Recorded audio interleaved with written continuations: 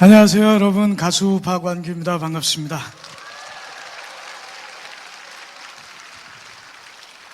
네. 정말 예수사랑 큰 잔치, 이런 무대에 제가 설 줄은 몰랐습니다. 그냥 겉모습은 예수님처럼 머리를 길렀는데, 자, 오늘은, 제 공연이다 이런 게 아니고요. 제가, 평소에 그냥 제 노래 아니면 제가 좋아하는 노래 한 곡씩 이제 부르면서요. 도대체 저 박완규라는 애는 무대에서 무슨 생각을 가지고 저 노래를 부르는 걸까? 그 궁금증을 좀 풀어드릴까 합니다. 제가 올해 43살인데요. 가수가 된 건 24살에 됐습니다. 24살 이제 내년이면 20년 되는데, 20년 중에 제대로 활동한 게 얼마 되질 않습니다.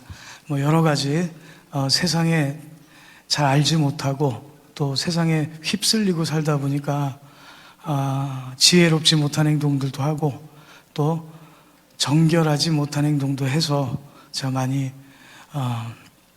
좀 어둠 속에 있었는데요. 정말 힘들었을 때 저는 제 주님이신 예수님을 한 번도 떠나본 적은 없습니다. 항상 그 안에서 살았는데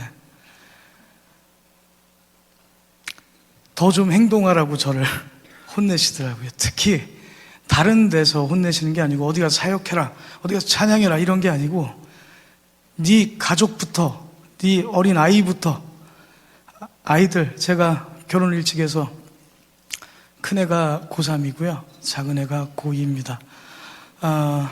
그 아이들을 네가 음악한다고 아이들을 챙기지 못하면 주님께서는 저희들을 아이처럼 보시면서 먹여주시고 길러주시는데 그걸 그대로 닮아서 저도 제 아이들을 챙겼어야 되는데 아이들을 그냥 방치해놓고 있다시피 했습니다. 그러니까 복을 받을 수가 없겠죠. 그래도 크신 사랑으로 저에게 또 가수로서의 길도 열어주시고 하셨는데 그때 문득 이 생각이 들었습니다. 사랑이라는 건 다가오길 바라는 것보다 한 걸음 내가 더 다가서야 되는 거다라는 거. 특히 가장 기본적인 관계인 부모 자식 간이었는데 아빠가 다가서질 못하니까 아이들이 점점 어두워져 가는 그런 부분을 봤어요. 그래서 제가 다시 활동하면서 제 아이들을 사랑하겠다는 마음으로 부른 곡이 있습니다. 제 노래 사랑하기 전에는 띄워드리겠습니다.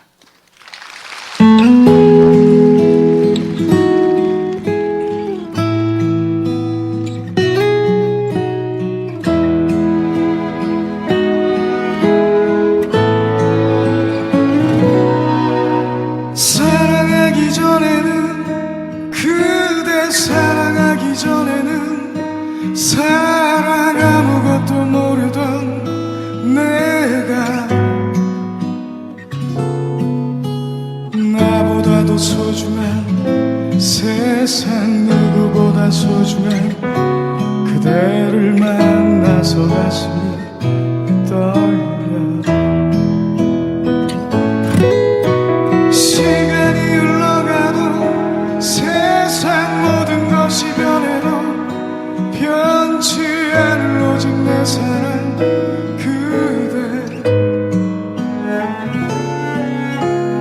아름다운 이 순간 항상 지금처럼 영원히 함께 행복하길 믿어요 우리 힘들면 내 손을 잡아요 어둠이 오면 내 품에 안겨요 영원토록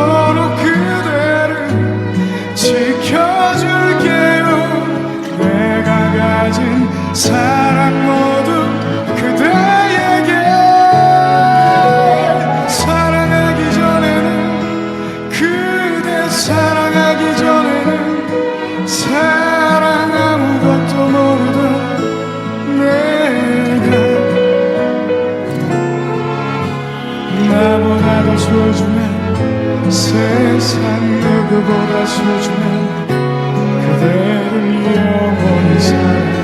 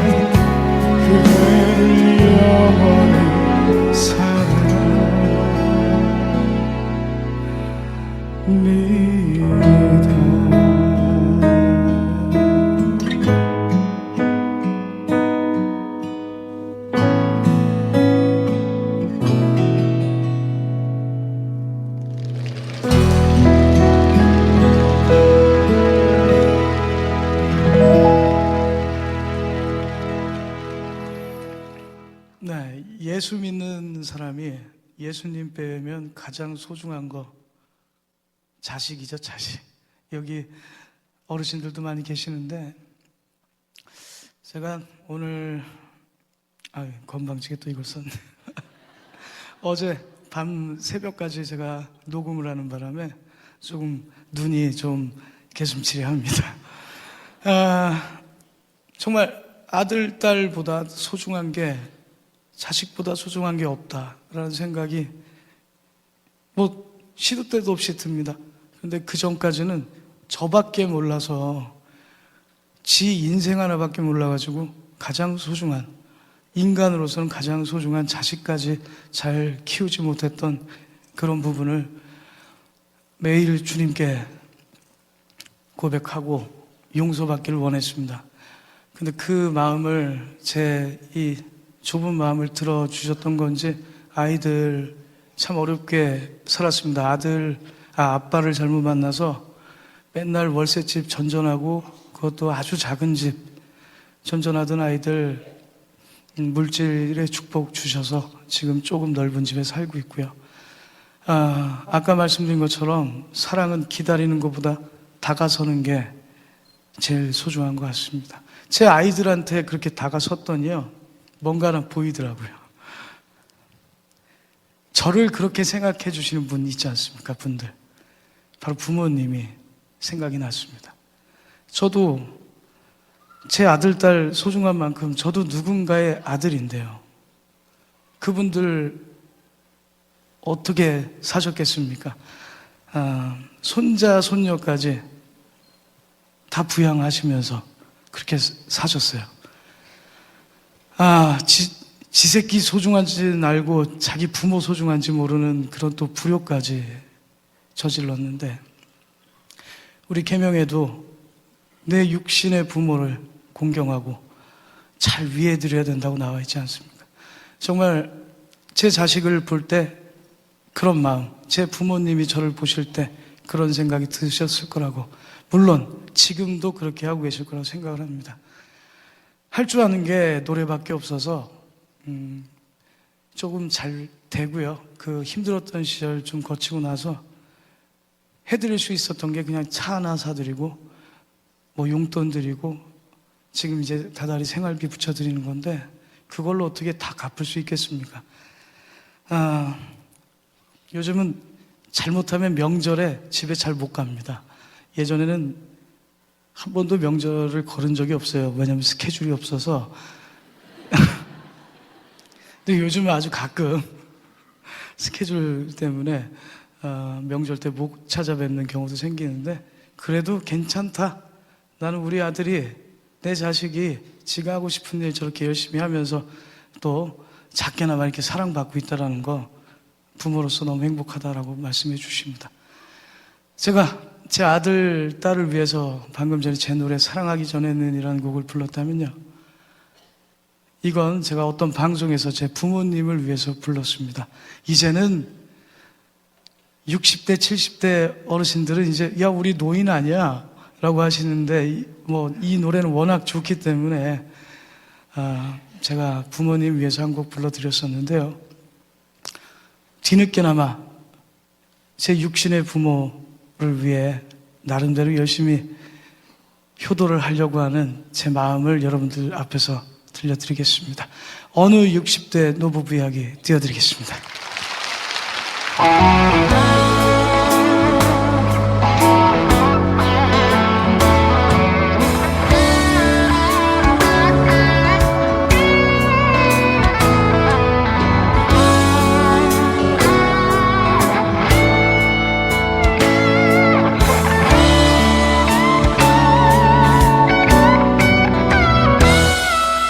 곱고이던 그 손으로 넥타이를 내어주던 때 어렴풋이 생각나오. 여보 그때를 기억하오. 막내 아들 대학 시험 뜬 눈으로 지내던 날들 어렴풋이 생각나오. 여보 그때를 기억하오. 세월은 그렇게 흘러 여기까지 왔는데 인생은 그렇게 흘러 황혼에 기우는데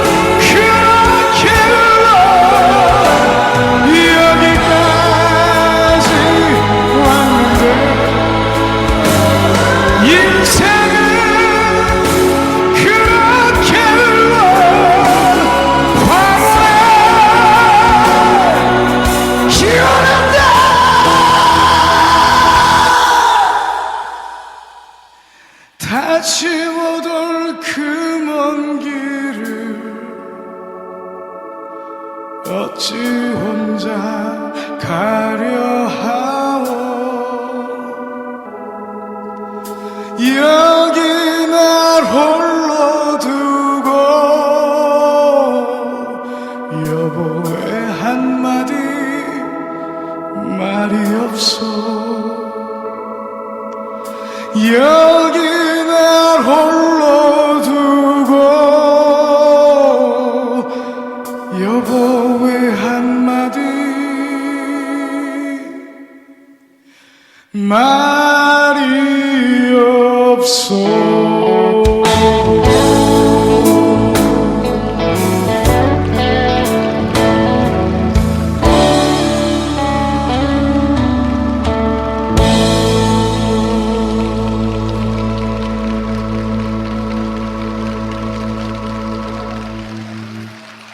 네. 근데 이 노래 괜히 불러드렸나 봐요. 맨날 이 노래 부르면 어머니가 우시는데 그냥 제 영혼은 주님께서 주셨지만 이 육체는 부모의 몸을 빌어서 태어났기 때문에 부모님 앞으로 몇 년 더 사실지 모르죠. 언제 또 주님의 부름을 받고 올라가실지 모르니까 그때까지만이라도 자식의 도리를 다하려고 늘 그런 마음으로 이 노래를 부릅니다. 저는 2010년도에 가수를 그만뒀었습니다. 2010년도에 제가 1996년도에 부활이라는 팀 들어가서 활동을 하고 3년 조금 못 미치게 있다가 1999년도에 솔로 가수로 나왔는데 좀 진짜 공부도 못하고 뭐 그냥 노래만 할 줄 아니까 세상 모르잖아요. 이 노래나 하는 놈들. 어쩌다 보니까 삶의 구렁텅이라고 표현을 하겠습니다. 아주 그냥 진흙구덩이에 빠져서 10년 동안 이러지도 못하고 저러지도 못하고 그렇게 살았는데 결국에는 방탕하게 살다 보니까 예전에 그 꾀꼬리 같은 목소리가 지금 이렇게 변했습니다. 그리고 어느 순간에는 이런 거친 목소리도 아예 나오지가 않게 됐는데요. 그게 바로 2010년 12월 달이었습니다. 2010년 지금으로부터 이제 한 5년이 조금 안 되는 시간이었는데 그때 12월 달이면 우리 딱 좋아하는 날 있잖아요. 우리 예수님 태어나신 성탄절. 그때 성탄절 선물을 받은 듯한 느낌이었습니다. 부활이라는 팀 여러분들 잘 아시죠? 그 부활을 참 김태원 형님 속삭이면서 제가 나왔는데 그렇게 속삭이고 힘들게 했는데 2010년 크리스마스 선물은 바로 저에게 주신 분이 우리 김태원 형님이 저에게 선물을 주셨습니다. 물론 주님께서 우리 김태원 형님을 통해서 역사하신 거라고 저는 믿고 있고요. 그때 목소리도 나오지 않았는데 왜 형님 저한테 기회를 주십니까? 야, 그래도 우리 음악 열심히 하려고 살려고 했잖니? 그러다가 안 돼서 헤어진 건데 형이라도 좀 잘 됐으니까 동생하고 하는 게 이치에 맞지 않겠니? 라고 김태원 형님이 저한테 말씀을 해주셨는데요. 그때 참 감사하기도 했고 창피하기도 했습니다. 왜냐하면 더 강한 음악 하고 싶다고 그래서 부활 나갔는데 결국은 제 형님이 제 손을 다시 건져 올려주셨으니까요.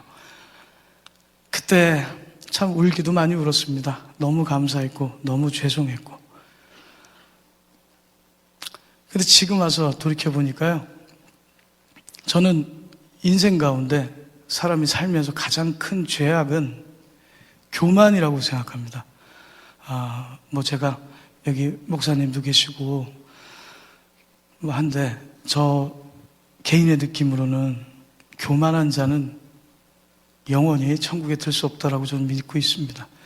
그런데 죄 많은 인간이다 보니까 어느 순간 좀 잘 되면 또 까먹어요. 그냥 어느 순간 또 교만해지려고 그러고 어느 순간 또 까불고 있고. 그런데 김태원 형님은 바로 제 큰형님이기도 하지만 제 스승님입니다. 그러다 보니까 제가 조금 교만해지고 까불려고 하면 김태원 형님이 와서 툭툭 한 대 칩니다. 목소리도 안 나오고 너 찾아주는 데도 없었고 그때 생각해라 이 녀석아 하시면서 교만해질 틈이 없습니다. 왜냐하면 스승님이 워낙 냉철한 분이라 그 안에서 또 음악을 배우고 또 삶을 배우고 또 주님께서 저에게 더 겸손하고 한 길만 바라보는 사람으로서 저에게 그렇게 말씀해 주시는 거라고 생각합니다. 자, 여러분들 저에게 스승이신 우리 부활의 김태원 형님 참 좋은 노래 많이 쓰셨는데요. 여러분들 지금 너무 심심하시죠? 가수라고 와가지고 뭐야 저 괜찮습니까? 그러면 노래도 한번 같이 부르죠. 목사님 괜찮죠? 네. 저희들 형제, 부활 형제라고 하는데요. 부활 형제들은 늘 이런 이야기가 그냥 어느 순간 잘 될 때 한번 나오는 이런 얘기가 아니고 서로 각자가 배당받아 할당받은 인생이 끝날 때까지 우리 부활 형제의 이야기는 계속해서 끊이지 않고 하자 이런 얘기를 자주 합니다. 그런 생각으로 만드신 곡 같습니다. 다음 곡 제가 늘 겸손하겠다라고 생각하면서 부르는 곡 부활의 네버엔딩 스토리 띄워드리겠습니다.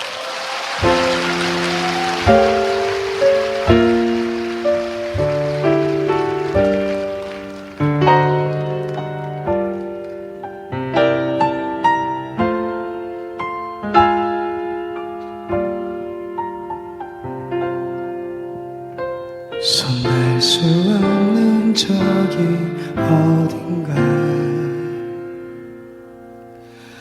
오늘도 넌 숨쉬고 있지만 너와 머물던 작은 의자 위에 같은 모습에 바람이 지나네. 너는 떠나면 마치 날 떠나가듯이 멀리 손을 흔들며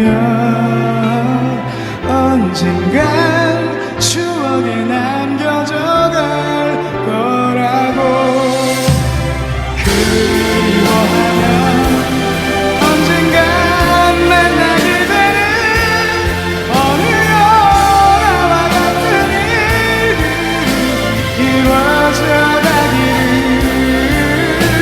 힘겨워하던 너를 지킬 수 없었던 아름다운 시절 속에 머문 그때이기에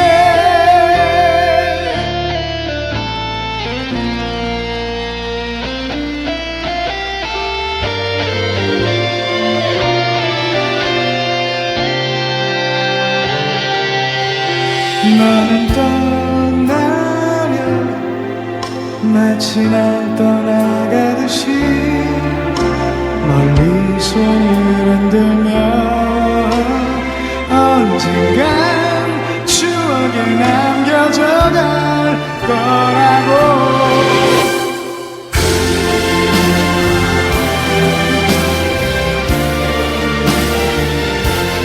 어느 영화와 같은 일들이 이루어져가기를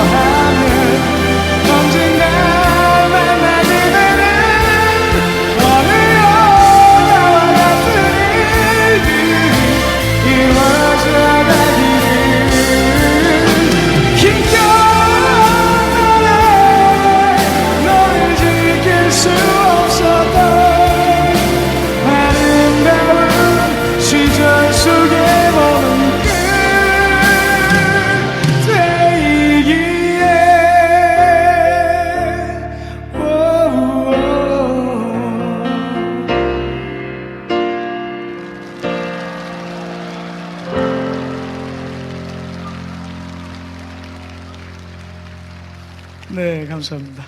참 그런 스승이 늘 옆에서 저를 지켜주고 있다라는 게 음악하면서 이렇게 든든할 줄 몰랐습니다. 그리고 한 가지 더 말씀드리자면 제 스승은 저를 늘 깨어있게 만듭니다. 그 자리에 머물러 있지 말고 늘 깨어서 네가 하늘에서 내려주신 재능, 음악이라는 거 늘 연구하고 공부하고 준비하라고. 참 복 많이 받은 놈이죠, 저.